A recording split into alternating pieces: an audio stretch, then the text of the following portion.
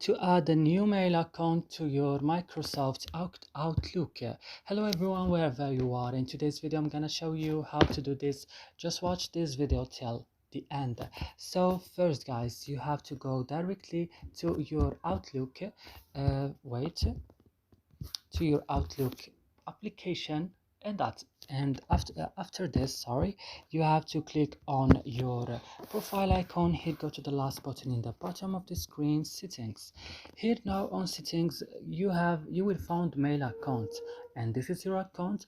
And now you can add a new account. For example, add a mail account, click on it.